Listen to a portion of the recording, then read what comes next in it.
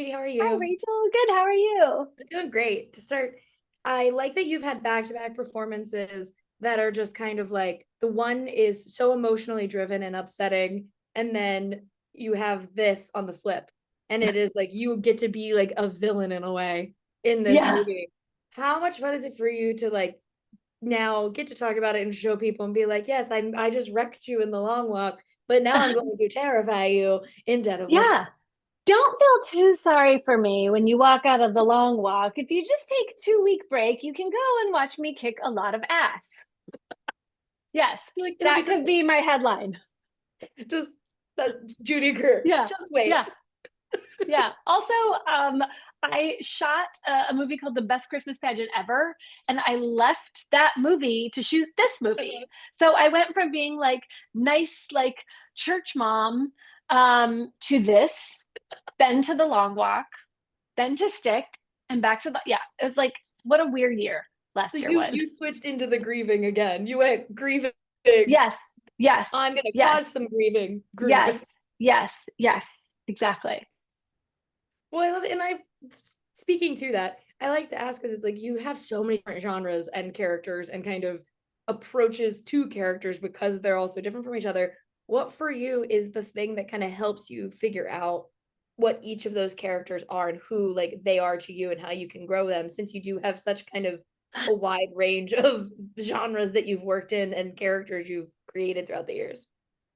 Well, it's kind of it always sort of starts with my costume fitting Mm. to just make it as simple as possible. I mean, it's obviously more than that, but really like once I have my fitting and I see like what does this person look like every day is good for me. It starts to inform like who is this person. And then I work a lot like with music. I always make playlists for my characters. And sometimes my playlists are all kinds of different genres because there's songs on my playlist that get me in the mood for that character, but then there's songs on a playlist that are just like special to me. So like when I need to like emotionally connect to something, I can listen to a certain song that might not have anything to do with what my character would like or listen to or the world of the movie or TV show, but that just gets like me into it. And usually like I mean, in all the movies and the stuff that we've just talked about, like the script just makes it really easy. So I don't have to do too much. But you know, the this movie was challenging in that we had a lot when we were in Finland shooting outside. It was a challenge, but like again, like fully informed, like all of the Mm. scenes and all of the acting, so that once we got into the studio in Germany after we were shooting in Finland, it was kind of like in our bodies. Yeah, and that's so funny. I used to study Meisner, so I always ask like actor-based Oh yeah. questions, and I was like, Yeah, I used to do please. all that. I used to do Yes. all of the Yes. like the song work and stuff like that. Yes. But with the movie like this, it is very like physical outside because you are dealing with like the elements.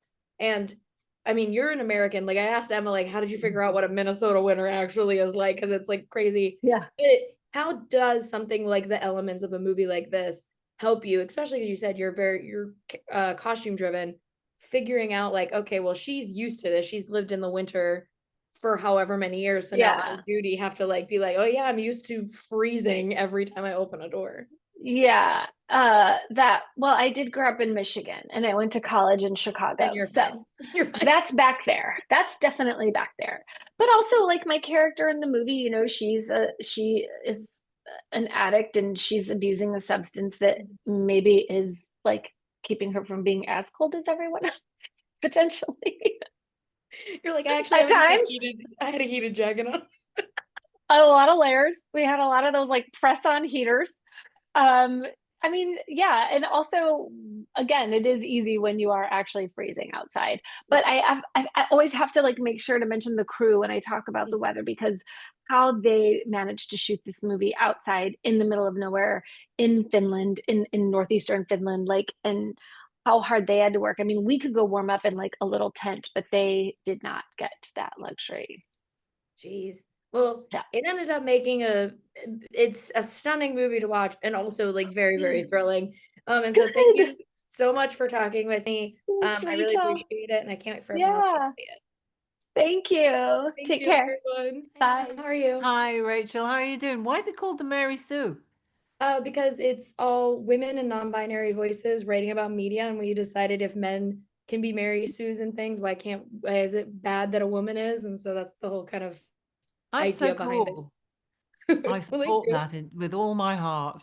Well, thank you. Well, to start, I wanted to ask you because you have a long history of adapting things and bringing things to life that are like the classics, and how that makes it so interesting when you do something that is like this and it is kind of action packed and you're using these elements. How does your training with, classics and theater and all of that help you when you're preparing for a role like this that is more action based and more kind of thrilling, and like you're running a lot more than you would have in something like that? It doesn't prepare you at all. Not in any way, shape, or form. The theatre and making classics in corsets is not going to prepare you for any of it. So that's why I was entirely unprepared and had to train and train and train and get to Finland a good month in advance just to get used to the cold. And that is also why I hurt myself constantly, endlessly making the movie, because I'm not trained as a stunt person. I did all my stunts myself, apart from falling downstairs because I wasn't allowed to do that, which was very important to me because the authenticity of it is so real, and because the body language, your body tells you everything. I loved that aspect of it. The fact that it was so unfamiliar to me was the thing that made me wanted to do it in the first place. Yeah. One, how was it for you, like learning about like this is set in Minnesota and our Yeah, winters in America are always crazy anyway, but specifically like a Minnesota winter is its own juggernaut to kind of understand. How right. was it for you to go through the process of like learning things like that and understanding kind of the setting in which this takes place, especially because you guys didn't film it there? Well, it's a great question because, we're filming on the same latitude. We're in Mm. Finland. The reason we can't film in Minnesota is because of climate change. There was no winter. Yeah. The lakes did not freeze. So luckily in Finland, it was very, very cold. And of course, there's a really strong link between Minnesotans and the Finns. The Mhm. Finns, whom I adored, have that extraordinarily practical, resilient, kind of slightly barbed, not cynical, not in any way, but just sort of realistic about what this weather actually means. There are certain things you simply can't do. And if you lose your gloves, you are fucked. And that is it. Mhm. It's over. So I spent a long time watching the Finns in situ, but talking to Minnesotans about what it's like and how to survive, particularly to these amazing Minnesotan women who talk to me. Well, it's partly because I wanted to talk a lot so that the accent was right. Mhm. But just hearing about how they how they dealt with winter, what fishing really was like out there, living on the ice, watching football on the ice, spending so much time on the ice, you get kind of inured to this extreme kind of Mhm. weather, and it, I think, forms character in a very particular way. So I Yeah. learnt so much from all of them and from the Finns, actually. For last quick thing I wanted to ask you too, I don't want to call her a reluctant hero because she's not, but she is Yeah, kind of the a female idea of a reluctant hero where it's like, well, someone's in trouble, I've got to go and do it. Where it's yeah, like a man kind of always has a choice and women don't necessarily have that choice. that's right.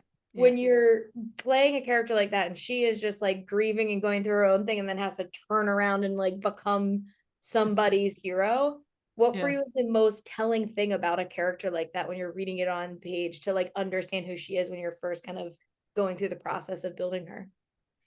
What a great question. Yeah, she is. There is a reluctance at first, and she looks at her husband's picture and she can hear him saying, "I don't think this is such a good idea." And she goes, I know," because she was probably the kind of woman who tended to go and help someone when her husband would say, "I think, you should just leave that." Mhm. She's that kind of woman. I think I know most women I know are like that. Most women are willing to put down tools and go and help. Most women I know have heroic qualities. We don't see that in films. So most women are heroic, full Mhm. stop, in my view. So this to me is not a surprise. What's surprising is to see the story being told on the screen, because that is a surprise. It's very original. It's not someone I've ever seen before. This is a person who you would normally see in the background making tea and maybe delivering the odd wry and witty comment, but not have any action, you know? Whereas now these guys are wonderful screenwriters, Dalton Leeb and Nicholas Jacobson Larson, put her at the center and said, look at what she's capable of. And not in a kind of heroic way. I mean, there's no posturing, there's no macho, hey, you know, who is this woman? You know, those moments. There's just a kind of practical response, not only to the landscape, but also to a situation that she simply cannot bear to leave. You know, and I think that's very natural. It doesn't seem to me to be heroic. See, I mean, I wouldn't leave that child in the cellar. Mm-mm. I would do Not at all. anything. So, and you wouldn't either. So it's Mhm. not a surprise. Well, I love this movie a lot. It's an honor to get to talk to you today, and so thank you so much for talking with me. I've loved talking to you Oh, and thank you. much love to your community. And I hope you have a great day. You as well. Thank you. Cheers.